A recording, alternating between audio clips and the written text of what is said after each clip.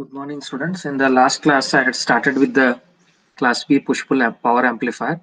In the Class B push-pull power amplifier, the transistor conducts, the upper transistor, circuit conducts for the positive half cycle of the input signal, and the lower transistor conducts for the negative half of cycle of the input signal. Hence, we get the one full cycle at the load. The upper transistor conducts for one half cycle of the input signal. The lower transistor conducts for the next half of the input signal, and hence we get the output at the load. Okay, that is a full cycle is obtained at the load. This is a Class B push-pull power amplifier. Here there are two configurations. One configuration is with two VCC and ground, and another configuration with single VCC and ground. In Class B power amplifier, the transistor connects for one half cycle of the signal cycle, and the second transistor connects for the remaining half cycle of the signal cycle, and we get a full cycle at the load. Next, moving on to the operation of the Class B push-pull power amplifier. Here there is the input signal Vs applied, then there is an input transformer, right? Input transformer. Because of the input transformer, for the positive half cycle, the polarity at C will be positive, negative, positive, negative. That is, A to B is positive, negative. Therefore, C is positive, then intermediate is negative, then again positive, negative. So C will be having positive polarity and D will be having negative polarity, positive, negative, and positive, negative. Because of this, the voltages or the signal waveforms at C and D will be opposite in phase with respect to each other. The signals at C and D will be opposite in phase with respect to each other. Then the voltage divider circuit of R1 and R2 will be such that it will always maintain the two transistors Q1 and Q2 in the conduction state. The voltage divider R1 and R2 is such that it will maintain the two transistors Q1 and Q2 in the conduction state. Now for the output transformer, there is an output transformer also connected so as to match the impedance at the load to the output impedance of the amplifier. That is, output resistance of the amplifier is matched with the load resistance. For matching these two, the output transformer is connected, right? Then for the positive half cycle of the applied input signal, C is positive and D is negative. So when C is positive, so it is NPN transistor. So NPN, okay. P is connected to C, that is positive, right? And N is negative, and hence the emitter to base, or that is P to N junction of the Q1 is forward biased. Now D is negative, C is positive. For the positive cycle, D is negative. So as D is negative, right, it is NPN. So P is connected to D, that is NPN. So P is connected to D means P is connected to negative. P is connected to negative. So as P is connected to negative, the emitter base junction or the N to P junction of the transistor Q2 is reverse biased, and hence it is not conducting. Hence we have only transistor Q1 conducting during positive half cycle, and the collector current IC1 flows. The collector current IC1 flows, and this collector current IC1 is given by the equation. It is the ratio of IL to IC1. We have IL divided by IC1 is equal to the primary turns at the output transformer is N1 and the secondary turns is N2. So IL by IC1 is equal to N1 by N2. It is IL by IC1 is equal to IL by IC1 is equal to N1 by N2. That is the equation for the, that is transformation ratio equation for the transformer. Accordingly, we can write IL is equal to IL by IC1 is equal to N1 by N2, or IL is equal to N1 by N2 into IC1. Okay. During negative half cycle, it is minus plus. E will be minus, A will be minus, and B will be plus, negative half cycle. So C will be minus, minus, plus, minus, plus. Minus at C, intermediate it is plus, again minus, then plus. So C will be having minus polarity and D will be having positive polarity. Because C is having minus polarity, now Q1 will be in reverse bias state, It is NPN, P is connected to negative. So Q1 will be in reverse bias condition. Okay, it is not conducting, and Q2 goes into conduction state, and hence the collector current IC2 flows. Collector current IC2 flows in the through the transistor. And this collector current IC2 which is flowing through transistor Q2 is given by the equation, again using the transformation ratio equation of the transformer. IL dash, now this time it is IL dash divided by IC2 is equal to N1 by N2. IL dash divided by IC2 is equal to N1 by N2. Right, that is the equation. IL dash is equal to N1 by N2 into IC2. But we have here IC1 and IC2. IC1 and IC2 both are opposite in direction. IC1 and IC2 both are opposite in direction. Therefore, IL dash is equal to, or IL dash divided by IC2 is equal to minus N1 by N2. IL dash divided by IC2 is equal to minus N1 by N2, because IC1 and IC2 are opposite in directions. It is here, it is written the equation IL dash is equal to minus N1 by N2 into IC2. The negative sign for IL is because of IC1 and IC2 are in opposite directions. Now here we are finding the net current IL plus IL dash, that we are taking it as IL only in general. We are generalizing the load current. Therefore IL plus IL dash is equal to IL, that is equal to on RHS N1 by N2 into IC1 minus N1 by N2 into IC2. It is N1 by N2 is common, so it will be IL is equal to N1 by N2 into IC1 minus IC2, right? Therefore here we get IL is equal to N1 by N2 into IC1 for the input signal in between 0 to pi, that is first half of the cycle, positive half cycle. Then for the negative half cycle, that is in between pi to 2 pi, theta in between pi to 2 pi, the IL is given by minus N1 by N2 into IC2. Therefore the net IL is N1 by N2 into IC1 minus IC2. Okay, how we are getting this? We have to take IL plus IL dash, that is a net, it is generalized as IL only, that will be N1 by N2 into IC1 minus N1 by N2 into IC2, or N1 by N2 is common, therefore N1 by N2 into IC1 minus IC2. Okay, here input and output voltage and current waveforms are as follows. Input voltage, output voltage, and input and output current are as follows. We can see in this figure the supply voltage, input voltage is here, right? Then the collector current IC1 we get only positive half cycle, there is no negative portion obtained at IC1. And IC2 the negative half cycle is obtained, it is rectified. Okay, then IL is nothing but the complete cycle, because it is the transformer is used. So whatever input signal Vs we are applying, we have to get it at the output across the load. It is also the sine waveform. Then VL is the load voltage, it is nothing but according to Ohm's law I into R, or IL into RL, IL into RL. Okay, IL into RL here. So VL is VL, that is across the load, is IL into RL. So that is how we are getting the output signal here. Okay, so these are the various waveforms of the class B push-pull power amplifier operation. Hope everybody are following here, right? Next, let us consider the power of the push-pull class B push-pull power amplifier circuit. Maximum AC output power. AC output power, as we know that it is given by the equation P naught AC is equal to VCE peak into IC peak divided by 2. P naught AC is equal to VCE peak into IC peak divided by 2. Take it as equation 1, where IC peak is given by VCE peak by RL dash. IC peak is equal to VCE peak by RL dash. How we are getting this?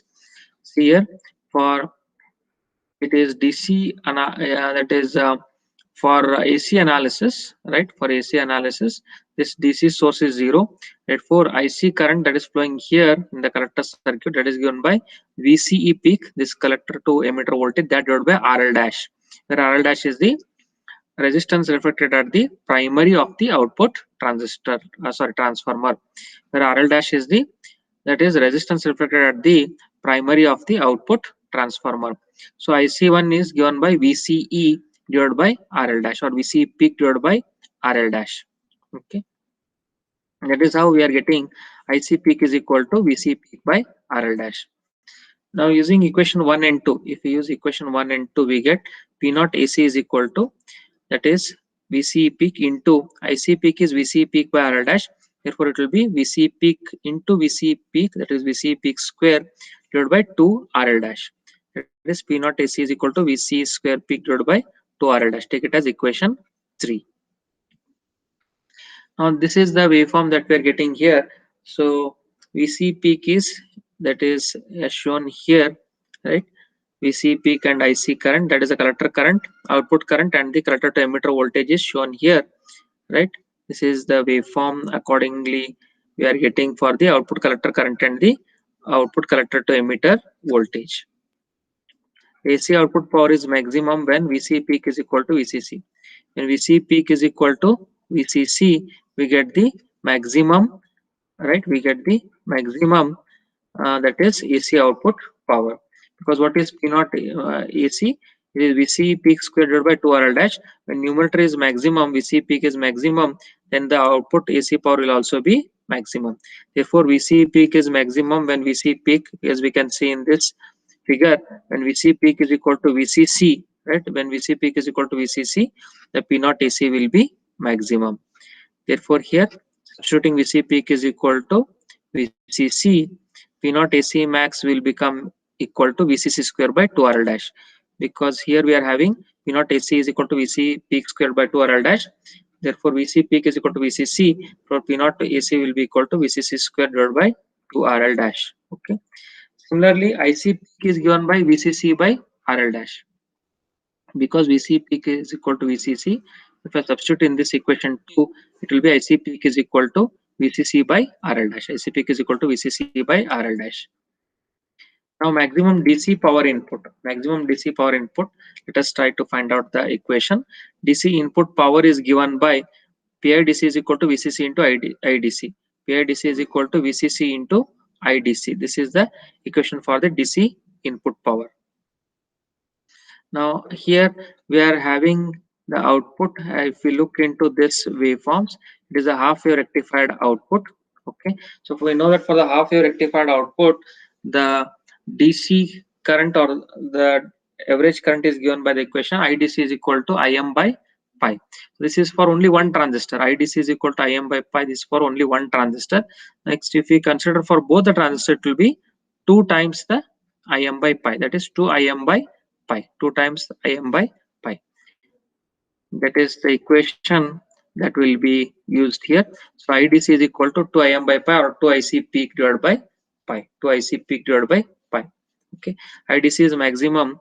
That is from equation 5. We have IC peak is equal to VCC by RL dash. The same equation is rewritten. Now the maximum DC current is IDC maximum is equal to 2 VCC by pi RL dash. IDC maximum is equal to 2 VCC by pi RL dash. Okay, so here IDC maximum is obtained, right? It is IDC maximum. If we consider the equation here, that is 2 times IDC max is equal to, that is the maximum value of the DC current. It is 2 times VCC divided by pi RL dash.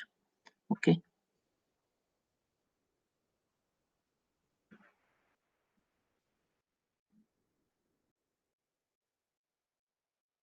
That is, it is written here, that is IDC maximum is given by, from equation 5 it is IC peak is equal to VCC by RL dash.